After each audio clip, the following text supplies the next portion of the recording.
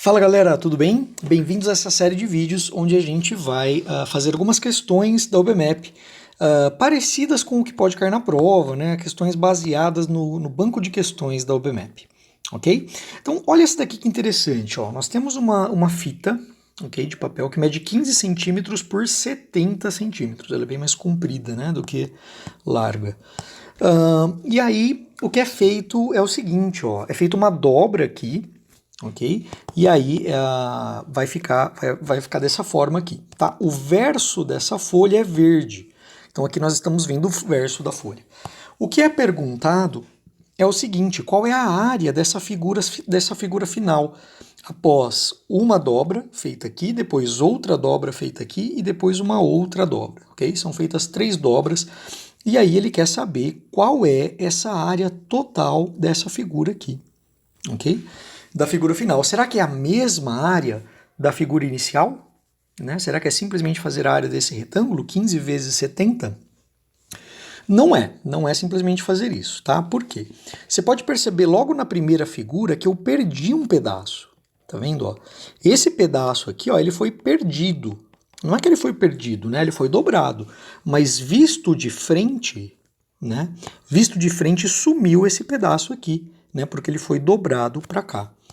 Então, o que eu perdi foi a área de um triângulo que media 15 de base aqui, né? Ó, por 15 de altura. Eu posso usar esse cara aqui como base e a altura é o segmento que forma 90 graus com ele. Então seria 15 vezes 15 dividido por 2, né? Nós sabemos que a área de um triângulo é base vezes a altura dividido por 2. Então beleza, eu perdi a área de um triângulo aqui porque esse triângulo se dobrou sobre aquele outro pedaço. E depois a gente vai fazer uma outra dobra aqui, ó. E toda essa parte aqui vai para lá. A figura vai ficar deste jeito aqui. Então, eu já tinha perdido um triângulo aqui em cima, certo? E agora eu perdi outro triângulo aqui, ok? Tudo isso que virou para lá, ó, está aqui. Concorda que esse biquinho aí é exatamente isso daqui? Que virou, né? Eu estava vendo ele aqui, ó, pela frente, do lado branco do papel, e aí ele virou e eu vou ficar vendo ele pelo lado verde do papel, né? Pelo lado de trás. Mas a questão é que até esse ponto da história eu já perdi um triângulo aqui e outro triângulo igualzinho aqui, ok? Beleza, o que mais? Agora eu vou fazer uma última dobra, ok? Nessa direção aqui, nessa linha, em cima dessa linha. E o que acontece é que esse trapézio aqui, ó, que fica aqui, ele vai virar para cá, né? E aí eu vou ver essa parte da figura aqui. Então, o que eu perdi? Eu tinha perdido um triângulo aqui em cima da primeira dobra. Perdi outro triângulo aqui embaixo da segunda dobra e depois eu perdi outro triângulo aqui da terceira dobra, ok? Então, se eu quero saber a área da figura final, que é essa área aqui, ó, se eu pintar esses pedaços de papéis já dobrados aqui, ó, essa área que eu vou obter, vou chamar ela de A, é a área total que eu tinha lá no início, né? A área que eu tinha no início era simplesmente a área de um retângulo. A área do retângulo é um lado, né, vezes o outro lado. Vou chamar um de Azinho de Bzinho, por exemplo, né? Um lado vezes o outro, que é no caso, que é no caso 15 vezes 70, né? E 15 vezes 70, se eu fizer a conta aqui rapidinho, vai dar, aqui vão 3 vezes 7, 3 vezes 1, 7, com 3, 10. Eu tinha uma figura de 15 centímetros por 70 centímetros, que dá 1050 centímetros quadrados. Lembra disso? Centímetros vezes centímetros dá centímetros quadrados. Se fosse metro vezes metro, daria metros quadrados. Se fosse quilômetro vezes quilômetro, daria quilômetro quadrado, etc. Né? E assim vai. Então, a área que eu tenho aqui no final é a área total menos o quê? Dessa área total que eu tinha no início, né? Que era a área do retângulo lá, né? Na verdade, era um retângulo de pé. Enfim, só estou representando aqui a área que eu tinha no início. Posso chamar ela de área total. Menos 3 vezes a área daqueles triangulinhos, né? Esse triângulo aqui, depois esse triângulo aqui, né? E depois o último triângulo que foi tirado, né? Que é esse daqui. Então, é a área total menos 3 vezes a área do triângulo. A área total é 1050. Todos esses triângulos são iguais, você concorda comigo? Porque, ó, são triângulos de 15 por 15, né? Esse primeiro cara aqui, ó, que se repete ali nos outros desenhos, esse daqui também é 15 por 15, porque, ó, o retângulo não media 15 de assim, então aqui é 15. E ele não media 15 de assim, então ele continua sendo 15 também. Então, todos os triângulos têm um lado medindo 15, outro lado medindo 15, um ângulo de 90 graus entre eles, né? E um terceiro lado ali cujo tamanho não me importa. A questão é, a área de um triângulo assim, eu posso usar o 15 como base, ok? E o outro 15 como altura, né? Porque o outro lado forma 90 graus. Então ele serve como a altura do triângulo, né? A altura total do triângulo também é 15. Então eu tenho 15 vezes 15 dividido por 2, ok? Isso daqui dá 225 dividido por 2, que não dá exato. Então eu vou deixar assim mesmo, ok? Então olha só, aqui eu vou tirar 3 vezes o 225 dividido por 2. Essa conta não dá exata, né? Mesmo multiplicando por 3. Então vamos pegar alguma aproximação, né? Nós temos aqui 1050. 3 vezes 225, eu posso fazer essa divisão primeiro ou essa multiplicação primeiro, né? Entre multiplicação e divisão, a ordem não importa qual que eu vou fazer. Eu vou fazer então primeiro essa multiplicação aqui, que eu acho que vai ser um pouco mais fácil. 3 vezes 5 dá 15, vai 1, 3 vezes 2, 6, com 1, 7, 3 vezes 2, 6, tudo isso dividido por 2. A metade de 675 vai dar 337,5.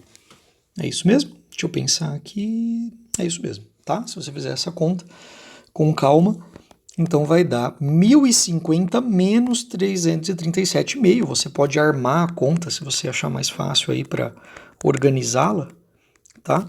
Lembrando de colocar vírgula embaixo de vírgula, né? Acrescentar um zero ali. Então o que nós vamos ter aqui é o seguinte, galera. Olha só. De 5 para 10 dá 5, de 7 para 9 dá 2, de 3 para 2 aqui não vai dar, então nós vamos emprestar do 9, vai dar 9, e de 3 para 9, 6. Lembrando sempre vírgula embaixo de vírgula para somar ou subtrair números com vírgula. Então a resposta é 692,5. Se você quiser tirar uma prova real, você volta a somar esses números, né? E se você somar eles, vai dar o mesmo, né? Ó, 5 com 5 vai dar um 10, vai um para lá, aí depois vai dar 10 de novo, vai um 3, enfim. Vai ficar isso daí. Ok, galera?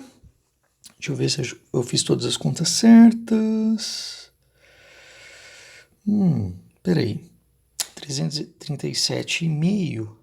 Na verdade, gente, eu fiz alguma bagunça aqui, né? Perdão, eu acho que eu fiz alguma bagunça aqui na hora de fazer essa conta.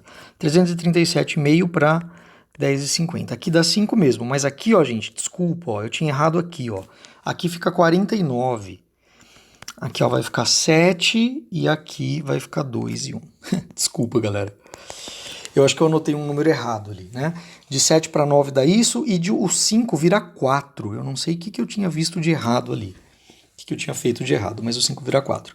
Então dá isso daqui em centímetros quadrados, porque nós só estamos trabalhando com áreas em centímetros quadrados. Beleza? O que mais, gente? Vamos dar uma olhadinha nesse exercício que eu bolei aqui também. Ele é o seguinte, ó. Eu tenho uma perseguição policial, ok? Onde a polícia começa aqui atrás, a 8 quilômetros de distância do ladrão, ok? Estou representando pelas letras P e L. Então aqui a distância entre eles é 8 quilômetros no início da perseguição. Eu também sei que a cada 8 quilômetros que a polícia percorre na direção do ladrão, o ladrão se afasta apenas 2 quilômetros. Então, sinal que a polícia está andando mais rápido, né? Ou seja, a polícia vai conseguir pegar o ladrão, né? Porque ela está andando mais rápido. Então, depois de um instante, né, que ela tenha percorrido 8 quilômetros, eu não sei exatamente quanto tempo ela vai levar, mas eu sei que a cada 8 quilômetros que ela percorre, o ladrão percorre 2. Isso foi tipo um dado do enunciado. Então, quando a polícia estiver aqui na frente, tendo percorrido 8, o ladrão só vai ter percorrido 2, né? Então ele vai estar mais ou menos por aqui, ok? Andando 2 km em relação à posição inicial onde ele estava antes, né? A inicial dele, ok? Aí depois, mais passado um instante desse, aí já nem faz sentido, né? Porque a polícia não precisa percorrer mais 8 quilômetros para chegar lá na frente, né? E o ladrão não precisa percorrer mais 2 quilômetros, a polícia já teria ultrapassado o ladrão. Então o que vai acontecer é que eles vão se encontrar em algum ponto aqui no meio, ok? Então eu tenho certeza já de cara que a polícia vai andar mais do que 8 quilômetros, né? Só que com certeza isso é menos do que ela teria andado 16, né?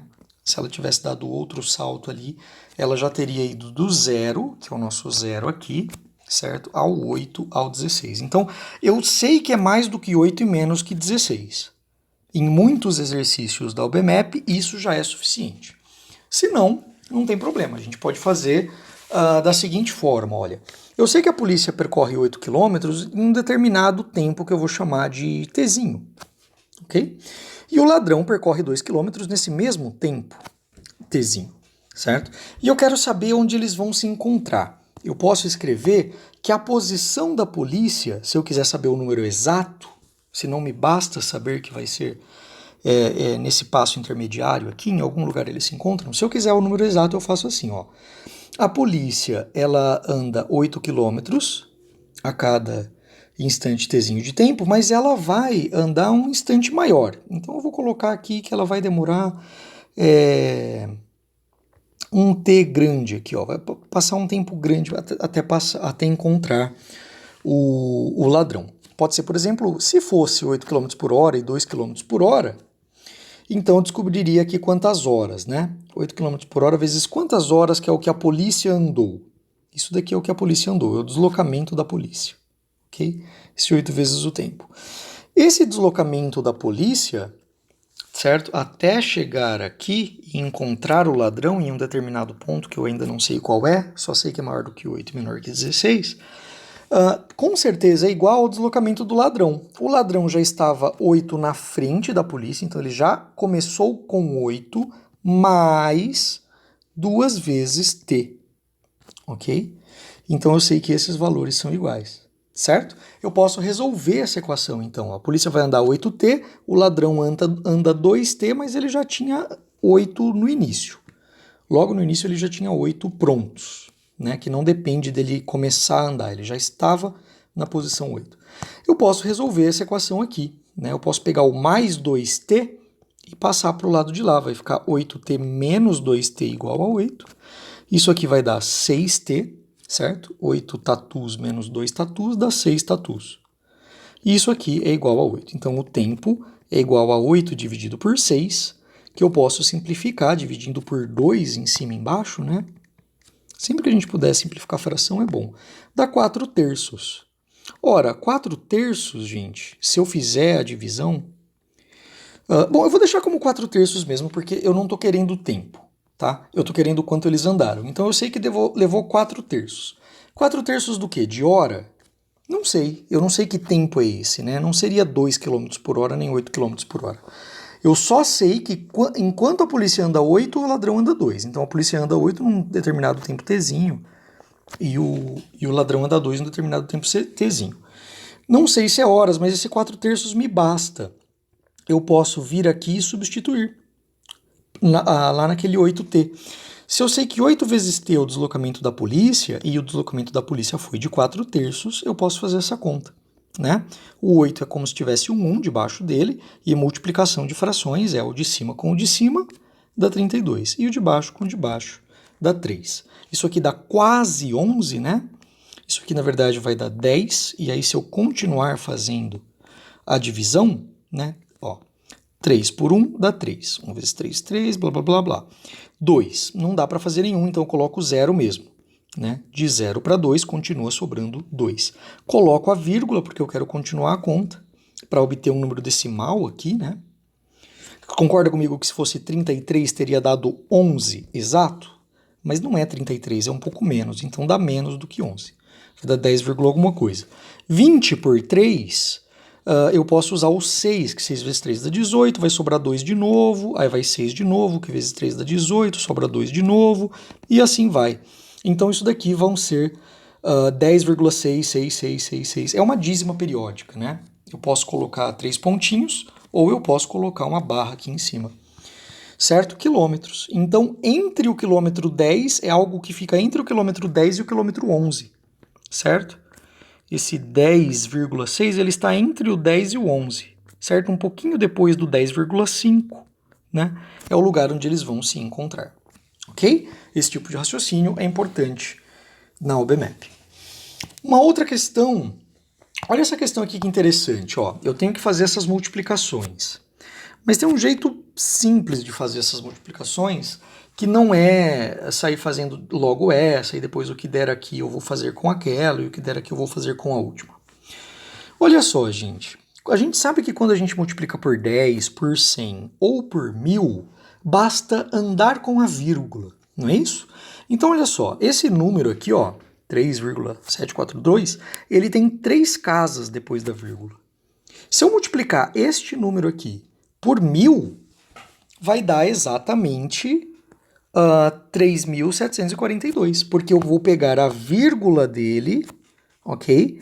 E vou andar 3 casas para a direita com essa vírgula, de modo que ela veio parar aqui no final, e claro que aqui no final ela nem precisava aparecer, né? No final do número a vírgula não precisa aparecer, ok? Por que eu andei para a direita com a vírgula? Para o número aumentar, né? Se eu tivesse andado para a esquerda, o número ia diminuir. Se eu tivesse andado uma casa, por exemplo, para a esquerda, ia ficar 0,3, blá, blá, blá. Então, eu andei para a direita para que o número aumente. 3,742 virou 3.472. E entre esses dois caras aqui, ó, eu tenho 2 casas depois da vírgula, 2 zeros aqui. Então, multiplicando esses dois números aqui, 37,42 vezes 100 dá 3.742 também, né? Porque multiplicar por 100 é o mesmo que andar com a vírgula para a direita, como nós acabamos de fazer, só que dessa vez nós andamos, a vírgula estava aqui, nós andamos 1, 2 vezes, a vírgula veio parar aqui no final, que é um lugar onde ela nunca precisa aparecer, né? Então, isso daqui eu posso precisar fazer a conta ou não. Às vezes a resposta do OBMAP só vem assim, ok? Você pega este número e eleva ele ao quadrado, ok? Por que eu pude mudar a ordem da multiplicação desse jeito? Você percebe que o que eu fiz foi 3,742 vezes 1000 e depois eu multipliquei pelo 100 vezes o 37,42? Porque numa multiplicação a ordem não importa, né? A gente sempre fala, a ordem dos fatores, que são os caras que se multiplicam, eu posso mudar a ordem deles. A ordem deles não importa. A ordem deles não altera o produto, que é o resultado final. Ok? Já que a ordem dos fatores não altera o produto, eu posso fazer esse com esse, que fica mais fácil, e depois aquele outro com aquele outro. Tá? Tem outros jeitos de fazer, mas esse é o mais rápido. Ok? Show de bola. O que mais? Olha esse 4 aqui, gente, que interessante. É um exercício de divisão, mas que vai gerar um probleminha não tão simples assim. Quer ver? Imagina que um professor comprou 72 bombons para dividir igualmente entre N alunos. Eu não sei quantos alunos ele tinha, tá? Eu sei que ele vai dividir esses bombons entre o número de alunos que ele tem. Pode ser X, tá? Se você preferir, mas eu estou usando N aqui. É muito comum nas provas da OBMAP eles usarem N para um número de pessoas ou um número de coisas, tá? Um número inteiro, né? Porque eu não posso ter 10,5 alunos, não faz sentido, é só um número inteiro. Então eu tenho 72 bombons que dividiriam-se normalmente para N alunos. E o professor comprou 72 porque ele sabe que vai dar uma divisão exata, ok? Então se ele dividisse esse 72 pelo N, daria um valor aqui, tá? Um valor X, por exemplo, e o resto seria zero. Essa conta terminaria com resto zero, ou seja, daria uma divisão exata. Mas aí o que aconteceu foi que no dia em que ele foi entregar os bombons, sobraram 6 bombons porque ele tinha N-1 alunos. Ou seja, se ele tivesse, sei lá, por exemplo, 8 alunos no dia, então na hora que ele foi entregar tinham só 7 alunos na sala. ok? Faltou um. Eu tenho um aluno a menos. Aquele número que eu tinha sempre, menos um. Faltou um aluno. E aí, o que esse professor fez? Ele pegou os 72 bombons dele e foi dividir para os n-1 alunos. Né? Dividiu, deu um outro valor lá, que não precisa ser o mesmo x, pode ser um outro valor aqui. Tá? Ele dividiu e aí acontece que deu resto 6. Ok? Deu resto 6. Sobraram 6 bombons. Ele dividiu igualmente.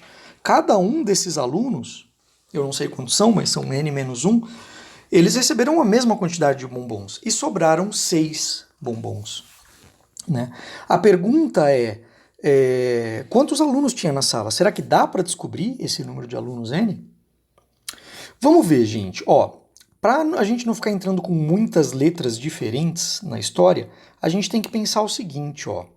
O número de alunos, com certeza, era um divisor, ok, do 72. Era um número que dividia o 72 e dava exato. Então, como é que nós fazemos o conjunto dos divisores do 72? Vocês já viram isso. Essa é uma matéria que eu ajudo a galera, por exemplo, do 6º ano. Todo 6º ano tem visto isso, né? O 7º ano isso também é trabalhado.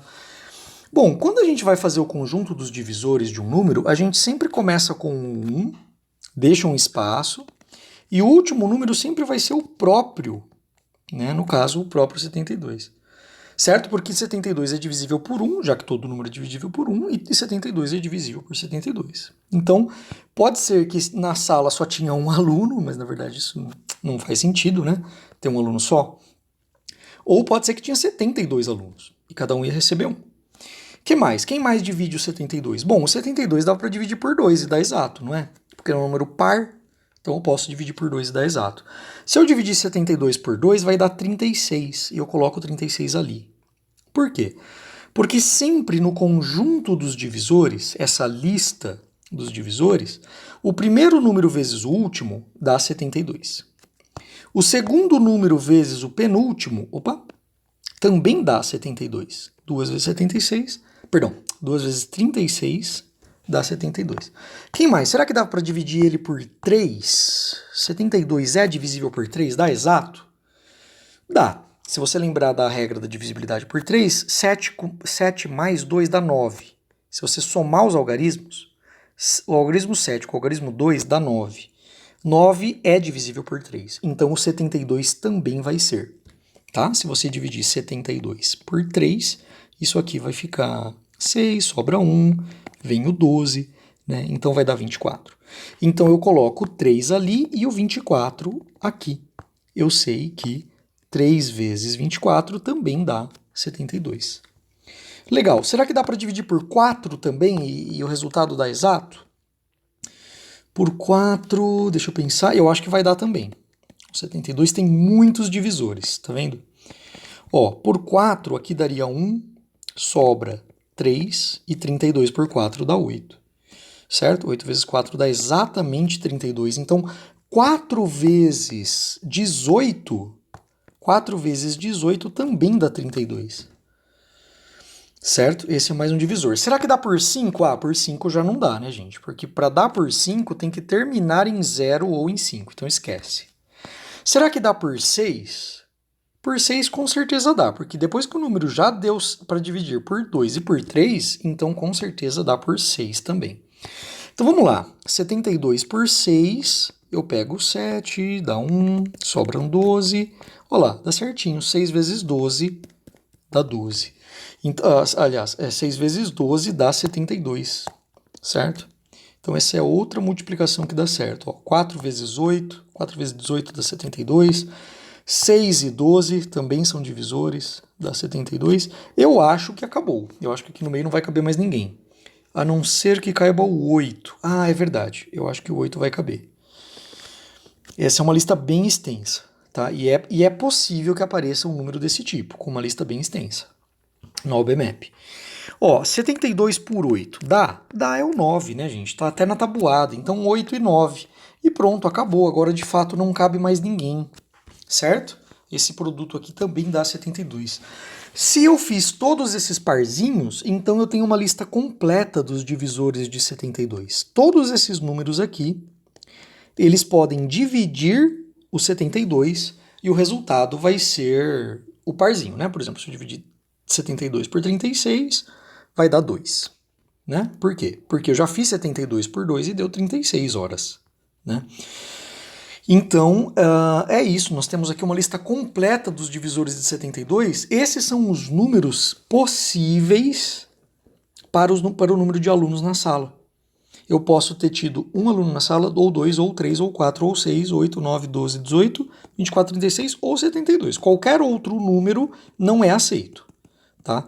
Eu não poderia ter, por exemplo, 20 alunos na sala, porque o 20 não está nessa lista, né? Eu não poderia ter 30 alunos redondo, porque não está nessa lista. Tem que ser um dos números dessa lista, tá? O que mais que a gente sabe? A gente sabe que ele distribuiu para n-1 alunos e sobraram 6. Ou seja, se sobraram 6 bombons, de 72 ficaram 6 bombons com o professor, isso quer dizer que foram de fato distribuídos 66 bombons, né? 6 ficaram, então foram 66 bombons distribuídos entre n-1 alunos. Vamos fazer então a mesma coisa que a gente fez por 72. Você vai ver que vai ser bem mais rápido dessa vez. A gente vai fazer a lista dos divisores do 66. Claro que ela vai começar com 1, porque todo número é divisível por 1. E claro que ela vai terminar com 66, porque todo número é divisível por ele mesmo. O 2 faz parte dessa lista, né? Porque 66 é par. Então dá para dividir por 2. 66 por 2, aliás, dá 33, né? Então 1 vezes 66 dá 66, 2 vezes 33 dá por 3 também, né? E aí você ficaria o quê? 22. E não dá por 5, não dá por 4, não dá... Por 6 vai dar, por 6 daria 11. E aí por 7, 8, 9 e 10 já não vai dar para dividir o 66. Então essa é a lista dos divisores do 66. E agora eu tenho que procurar o seguinte, porque os caras lá de cima, esses que eu circulei de verde, eles são os possíveis valores para o número total de alunos. E esses caras aqui de baixo são os possíveis valores para o n-1. Então eu tenho que procurar, por exemplo, se aqui eu tenho um número alto aqui em cima, eu tenho que ter logo o número anterior aqui embaixo. Se eu procurar com calma, eu vejo que o número que obedece isso é o 12 e o 11, ok? Claro que isso acontece também do 3 para o 4, né? Eu tenho 4 e 3, mas aí já é um número muito pequeno de alunos para sobrar. Porque se eu tivesse 4 alunos, se o total fosse 4 alunos e 4 menos 1 fossem só 3 alunos, por que sobrariam 6 bombons? Era só ter dado esses 6 bombons, 2 para cada aluno, né? 2, 2 e 2, são 3 alunos, certo? Então não faz sentido que os números que eu esteja procurando sejam 3 e 4. Faz sentido que os números que eu esteja procurando sejam 12 e 11, certo? Então eu tinha 12 alunos no início. E cada aluno receberia 72 por 12, cada aluno receberia 6 bombons cada. 6 bombons cada um. No dia faltou um aluno, né? Então eu fiquei com 11 alunos. Ele distribuiu, dos 72, ele distribuiu 6 para cada um. Foram 6 bombons cada mesmo. Que dá 11 vezes 6, 66 bombons. E sobraram 6, né? Do total de 72 que ele tinha trazido. Deu para entender, gente? Então esse é o tipo de exercício que a gente faz olhando na lista dos divisores. Ok? Vocês aprenderam lá na sexta série, mas talvez já estivesse um pouquinho enferrujado nela, né? Então que bom que a gente pôde revisar, retomar. Ok? Beleza. O próximo exercício que a gente vai fazer juntos é o seguinte. Olha só, gente. Se um número x, ok, desconhecido, é um número inteiro e negativo, né? Por exemplo, pode ser menos 1, pode ser menos 2, menos 3, menos 4. É um número inteiro. Não pode ser, por exemplo, menos 2,5. Não pode, tá? Tem que ser inteiro. Ou é menos 2 ou é menos 3. Ok? E é negativo, tá? E assim vai. Existem infinitos números que são inteiros e negativos, né? Essa lista não termina nunca. Então x é um desses números, eu não sei qual é. Mas eu nem vou precisar descobrir, tá? Mas eu quero o seguinte, eu quero saber dessas alternativas aqui, qual desses números aqui, usando x, é menor e qual é a maior. Aí você fala, André, mas se eu não sei quanto é x, como é que eu vou saber quanto que dá esses números aqui? A questão é, eu não preciso saber quanto dá. E mesmo assim eu vou conseguir descobrir qual é menor e qual é maior. Quer ver? Olha só. Tá, eu tenho um número negativo. Só para dar um exemplo, tá? Vamos pegar que seja o menos 5. Só para a nossa cabeça se situar com um exemplo. Se o x é menos 5, esse cara aqui vai ser menos 5 menos 10, que daria menos 15. Então ficou mais negativo ainda, né? Eu já tinha um número que era negativo, o x era um número negativo, e quando eu tirei 10, ele foi lá para menos 15. Eu já tinha perdido 5, depois eu perdi 10, então ao todo eu perdi 15. Ficou mais negativo ainda. Então com certeza esse número é menor do que x, por exemplo, certo? Agora, olha esse daqui. Será que ele é menor ainda? Ó? 20 vezes menos 5, se o x vale menos 5, 20 vezes menos 5 vai ficar menos 100. E menos 100 menos 3 daria menos 103, por exemplo. Que é menor ainda. Então você vê que se eu pego um número que já é negativo, o x, que no caso eu substituiria ali por menos 5, porque o próprio x vale menos 5, vai dar um número super negativo a hora que eu multiplicar por 20. Né? Ele vai ficar bem negativo, 20 vezes mais longe do zero, né? Se o zero está aqui e o menos 5 está aqui, ele vai ficar muito mais longe do zero, porque agora ele vai para o menos 100. Né? E depois eu ainda tiro 3. Então ele vai lá para o menos 103, né? Na reta. Então esse cara aqui, por enquanto, ele está ganhando como menor de todos. E esse daqui tirou só 4. Ah, então eu pego um número que é negativo, tipo menos 5, e tiro só 4, ele vem parar no menos 9. Não fez grande coisa. O B continua ganhando como o menor de todos. Né? Talvez esse cara aqui seja o maior de todos. Será? Porque desse aqui eu tirei 10, esse aqui, além de eu multiplicar por 20, depois eu tirei 3. Por enquanto, esse daqui é maior, mesmo sendo negativo. Né? No nosso exemplo, lembrando que é só um exemplo, se o x é menos 5 e depois eu tiro 4, menos 5 menos 4 dá menos 9. Comparado com o menos 15 com o menos 103, esse cara, por enquanto, está se livrando como maior. Ok. Que mais? Olha esse cara aqui, ó, menos 4 vezes x. Opa, olha isso com atenção. Se o próprio x já vale menos 5, por exemplo, não sei se é menos 5, mas com certeza é um número negativo. A questão é, quando eu pego um número negativo, menos 5 ou qualquer outro número negativo, e multiplico ele por outro número negativo, você concorda que o resultado disso daqui vai dar positivo? Vai dar mais alguma coisa? No nosso exemplo, menos 4, que está aqui multiplicando, vezes o x, que dentro dele ele já carrega um sinal negativo, né? Vai dar mais 20. Então esquece, aquele cara ali não era o maior não, por enquanto quem está ganhando como maior é esse cara aqui. E esse aqui é x mais 4? Ah, somar 4 é muito pouco, né? Se eu tinha, por exemplo, menos 5 e depois eu ganhei 4, eu devia 5 e ganhei 4, eu vou terminar devendo 1 ainda, né? Se eu saio do menos 5 e ganhei 4, eu ainda continuo devendo 1. Né? Minha dívida era de 5, eu não paguei toda a minha dívida ainda, eu continuo devendo 1. Então está claro que este aqui é o menor de todos. Por quê? Porque eu multipliquei por 20, um número negativo eu multipliquei por 20, então ele foi muito lá para trás. Né? E esse aqui, com certeza, é o maior de todos. Por quê? Porque era um número negativo e eu multipliquei por outro número negativo. Né? O x já carregava um sinal de menos dentro dele, que não aparecia, mas eu sabia. Eu sempre soube, desde que eu li o enunciado, que esse x aqui é um número negativo. Negativo vezes negativo dá positivo. Certo? Então, com certeza, esse cara aqui vai ser o maior de todos. Né? Ainda que o x seja um número pequenininho, como menos 1 mais 4 dá mais 5. Perdão. Menos 1 mais 4 dá mais 3. Né? Só que menos 4 vezes menos 1 dá mais 4. Né? Menos 4 vezes menos 1 dá mais 4. Lembra, a gente só faz jogo de sinal na multiplicação e na divisão. Só. Essa história de que menos com menos dá mais ela só vale para multiplicação, que é o caso aqui, e para divisão, que a gente não fez nenhuma. Na soma e na subtração, a gente não faz o bendito do jogo de sinal, tá? Menos 1 mais 4, eu não penso em jogo de sinal. Se eu pensasse em jogo de sinal, menos 1 mais 4 daria menos alguma coisa, porque menos com mais dá menos. Mas não, aqui não é jogo de sinal, tá? É o antigo raciocínio de perdi 1, ganhei 4, então eu ficaria com 3, certo?